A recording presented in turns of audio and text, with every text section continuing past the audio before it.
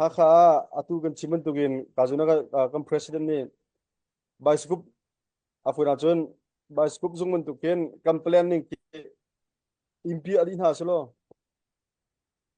vai thingten apude must be am haikal ding hin chem chem ko lai e kan planning la kan jit mi kan jei jong bel te man tukin chim ok la pi ok achat lo ruang kan se e kam hur asau do ruang kan maka bil de kha afuna chon adi trail ding kan thedi holi kan du ruang kan se e ral atumi kan sidika kan planning la kan strategy kan tactic kha mizapi ni asapi tin afuna chon nan thai di ka her ro do kurwa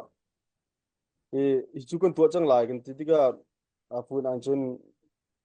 ani chu mi pi rakap mizapi sini achok mi rakap kan seven to win ending game kan timi end point kan end game kan chal tik zonga mizapi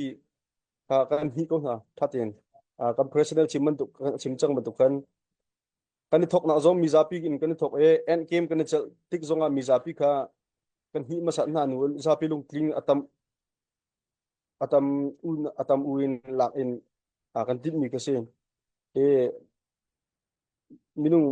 minung panga me minung pathum nan du lo kan jon ka lo basko ha na te minung pathum panga pathum nan du kan jon atam wa kan lak asiban to kan a ta khan bia cha mi ka se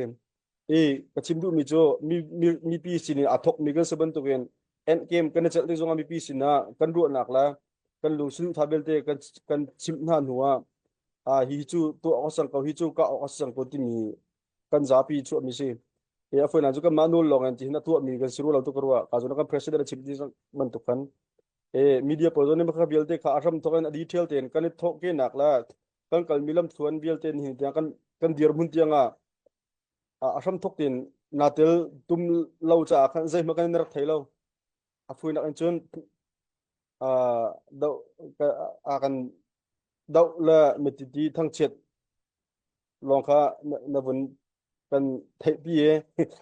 kan chat lo nak kha e hai chim du mi jo aram thok ten kan dau sidia ba kha dau thlen nak ara rak ipilo